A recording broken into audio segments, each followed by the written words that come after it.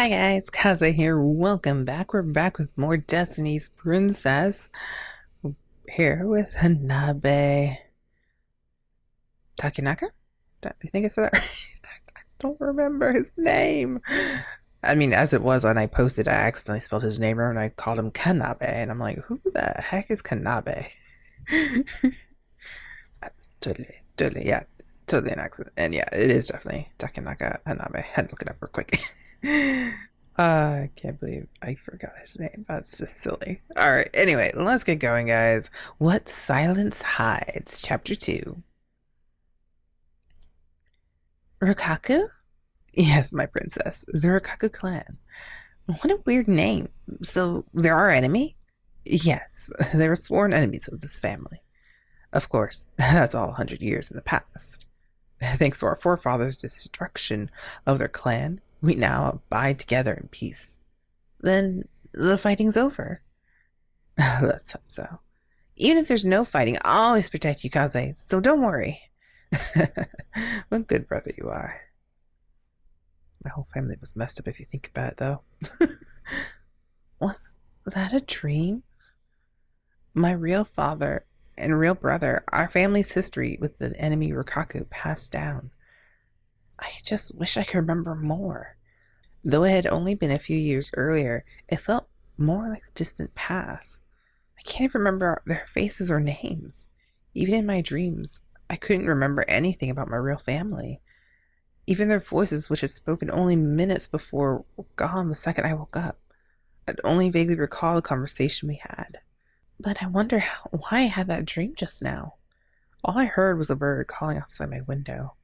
There was no one around to answer my question. What? The demons are attacking? Hearing that we were heading to battle, I ran to the courtyard where the generals were gathered. Hey, Kaze. Yukimura greeted me with an unconvincing smile. Are you okay? I heard they've got a huge army. Perfect for a good round of sword practice, then. Right, Masamune? Yeah, no problem at all. I acted bravely, unconcerned, but I wasn't so sure. They had only just come to this world a day ago. Maybe they're doing it for my sake. Yukimura put a hand on my shoulder and smiled. Don't look so worried. By the time we get back, the demons will be vanquished, so don't let your guard down. I heard a calm voice behind me. Hanbei is just about to enter the courtyard. The handsome features of his face shone pale in the morning sunlight. I was going to say moonlight. I'm like, moonlight, sunlight. Right, got it. There are a few smart leaders among the demons. If we can eliminate them, the rest will be easy. Whatever you do, don't chase after them too far. Hanbei's gaze was particularly directed at Yukimura. It sounds like you were expecting me to be reckless. I merely spoke the truth of the situation. Hanbei replied with a nonchalant expression. No matter how many attacking demons we kill, it won't end until we get the ones behind it all. For the time being, please don't waste your energy on any futile battles. Until we know where they come from and how to make them disappear, we will not invade. Understood. I'll be careful. Yukimura answered, clearly offended. I greatly appreciate if you would follow my orders. I said I got it. Jeez. Yukimura stomped off. As he passed by me, he whispered quietly. Has your fiancé always been such a nag? Yukimura spoke casually without any hard feelings, but it was enough to chill my blood. Has your fiancé always been such a nag? It was this kind of small incident that could cause everything to unravel. Someone as clever as Hanbei could easily find a loose string from which to widen any torn seam. Huh? Sensing someone's gaze on me, I turned in that direction. It was Hanbei staring intently my way. Oh. After that, the battle began. Once the soldiers passed through, the gate was shut with a heavy groan. From that point on, unless I climbed to a higher ground, I wouldn't know how the battle progressed. Unable to ascend the watchtower, I decided to head for the castle keep. I had heard that Nobunaga and Hanbei would be commanding the army from there. When I got there, despite being in the middle of war, Nobunaga was calmly seated, having a drink. Oh, princess, what brings you here? Are you really drinking at a time like this? Don't look at me like that. I've delegated my responsibility. I'm merely an observer. I couldn't be too harsh on the man, injured as he was, who I had summoned here in the first place. A little shocked, I instead sat down next to Hanabe. What are you doing here? Hanabe's eyes remained cast on the ground below the tower, not turning to look at me. Is it so surprising that I'm curious how things are going? This isn't a show. You should return to your room. I felt so utterly helpless and unwanted. Oh, no, I'm not gonna listen to it. I want to listen. They're my subjects, and they're out there fighting, and my brother's out there. And I can't really say anything about Masamune. He's a vassal that's friends with my brother. I'm gonna have to stay. But internally, I scold myself for being so easily intimidated. I promise I won't be any bother. I'll just be quiet and watch. If I was going to protect my castle, my land, and my people, I couldn't let the seam split apart. I had to lend whatever strength I could to those powerful men I had summoned into this world. And for that same reason, I had to be careful around Hanbei. As of now, he was the one most likely to see any tears in the fabric. How wrong she was, but okay. Do as you wish. Hanbei glanced at me from the side of his eyes and gave only that curt answer. The fighting began abruptly. No sooner had our army set up camp when the battle cry sounded from the right flank. Hanbei watched it all with a calm and cool gaze. As if lured by the shouting, the demons started to advance on us from the right. This is scary. From up high, the people were so small. They looked particularly like two colliding swarms. But each and every soldier was a subject of my country, a vassal that I knew by sight. I clenched my fists and gulped as I watched the men fight. I hope the men on the right will be able to hold up. And I made no move to move out the men in the left and center factions. The demons gathered around the right side as if savoring the chance to prey on the weak. When they finally swarmed in like flies, Hanbei finally spoke. Move the right flank forward. Yes, sir. The sound of the conch shell and the war drum reverberated across the army. I could see the right flank separate from the rest of the army and move forward. Hanbei moved only the right flank from the right to the front to the center. With every command, the conch was blown and the war drum beaten. Will the right flank be isolated that way? Just what was Hanbei thinking? When I looked at his face, Nobunaga smiled. Trying to isolate them. Yes, if we don't gather the demons, lure them in towards the center, the army will be too spread. And you're using the right flank as bait. Precisely. The two generals spoke about it like it was a perfectly normal topic of conversation. But these were people. The grouping surrounded now by demons were all vassals of this country. People died during war. Soldiers had to kill. A tactician would always look for a way to make a small sacrifice for the greater good. I knew all that, but my heart still cried out as the cruel reality.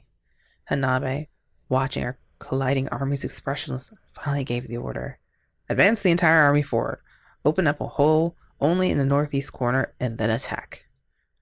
It looked to me like Hanbei's strategy had a sure chance of success. Just as our army was completing our encirclement of the demons, there was a disturbance. The left flank division, or rather, one horseman from among them suddenly shot out of formation. I think I recognized that one. I believe that would be Yukimura. For the first time, Hanbei showed a slight change of expression. That idiot. Huh? He spoke so quietly, sitting right behind him. I may have been the only one who heard. Hurry the march up. Yes, sir. The conch shell sounded. That single horseman is Yukimura. Suddenly Nobunaga spoke up, sounding amused from behind. It appears so. He abandoned the right flank. Possibly. Hanbei's tone was flat, but his fists were tightly clenched.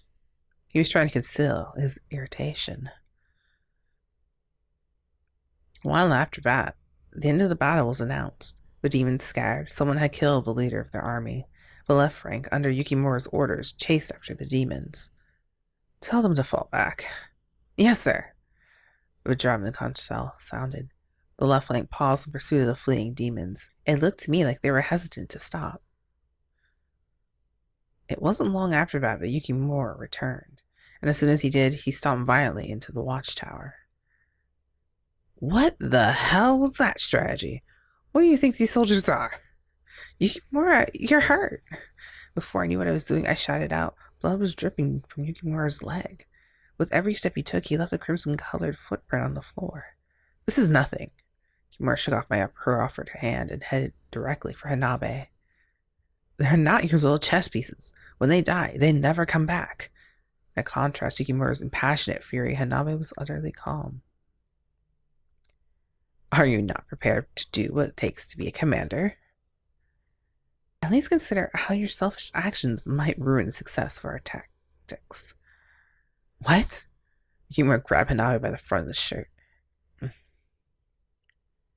Hanbei sighed and removed Yukimura's hand and got to his feet. He then gave a bow to Nobunaga and me and headed for the door.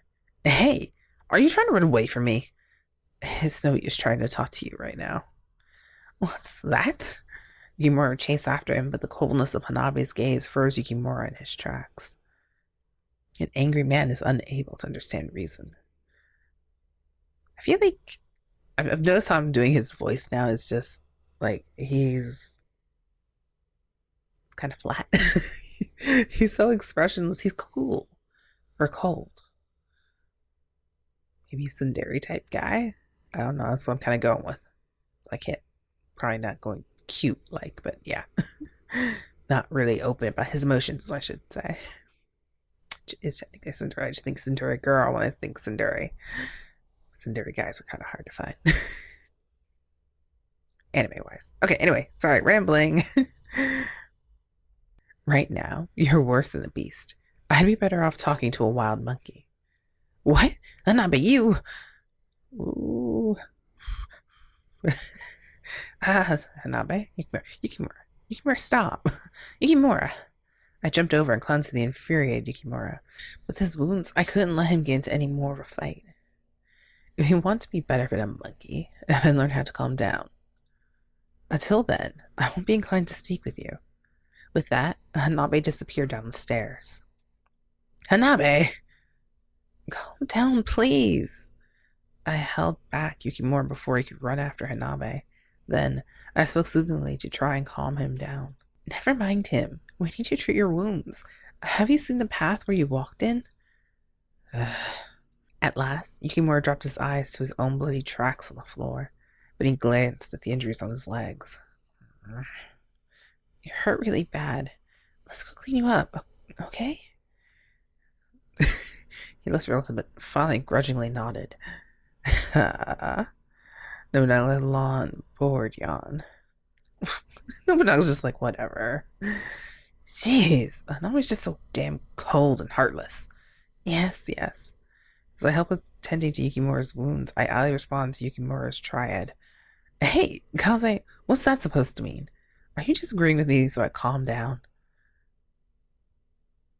Yeah. Well, that's part of it, but that's not all. I think Hanbei can be too cold and analytical too. Yukimura's wounds were deep and painful, apparently. These were demon bite marks. If they had been a little deeper, he might have chunks of his leg torn right off. Sensing that I was on his side, Yukimura snorted. Right? He's always like that. But, I actually thought his orders today weren't like him at all. One of the veteran vassals, helping with Yukimura's wounds, spoke up quizzically. Sir Hanbei's always tended to act more compassionately than befits a tactician. Today was rather surprising. Really, he wasn't always like that. I gently pressed the dagger at my breast. The compassionate tactician the vassal spoke of was likely the man who had been my real fiancé. It wasn't surprising that the remaining vassals would notice a strange change in his character. But then, why did Yukimura say what he did? He'd been going on about how Hanbei was always like that. If he had only my brother's memories, he should have reacted the same way as the vassal. Was it possible that Hanbei and Yukimura had known each other in their previous world? What's wrong, Kaze? Something on your mind? Oh, no, nothing. I was just worried about the other men who were injured. Well, we are. We had a lot of wounded today. Even barring your handmaidens, it will be hard-pressed to tend to every one of them.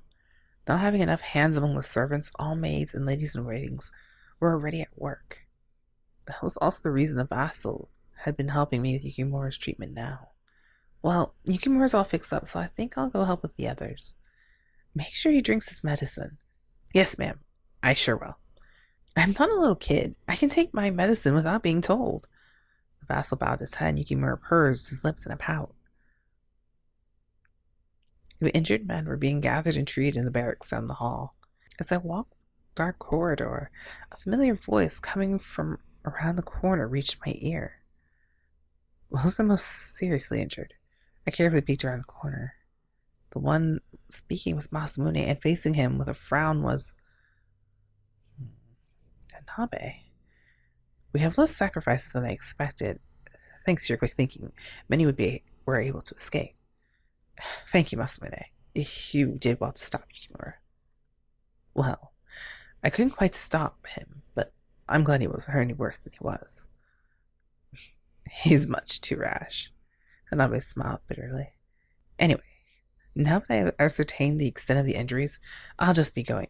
Hanbei started to walk off, but Masamune stopped him. Hanbei, you shouldn't be too worried about the soldiers. If you concern yourself too much with the individuals, your strategizing will suffer. I'm well aware of that, Masamune, but I'm not so charitable a person. Hanbei was smiling. I wasn't a smile of cynicism or sarcasm. It was a kind, gentle smile. I had no idea he even had that kind of smile. Even as he proclaimed his unkindness, his face was full of compassion. But that look soon disappeared. Who's there? There was no place to hide, and Hanbei walked briskly over and spotted me. He cast his cold gaze down over me. Well, well, what is the princess doing in a place like this? I'll just be direct about it. I came to help tend to the wounded soldiers. Then decide to eavesdrop on your way. Hanbei grinned viciously, and my cheeks grew red. I never meant to. Then why were you standing there listening to our conversation? Hey, Hanbei, maybe you could give her a break. Masamune, feeling sorry for me, tried to help, but Hanbei cut him off. This is good timing anyway. I have something I need to discuss with the princess. With that, Hanbei took my arm. The smile on his face held no trace of the earlier kindness, but was a bone-chilling cold. Okay, well then, bone-chilling cold it is. Didn't just freaking know what's going on there, but look, 26%, so yay! I don't know what in the world just happened there. But alright, we'll see what happens next time in the next episode. I'll see you guys in chapter 3. Bye guys, Kaze out!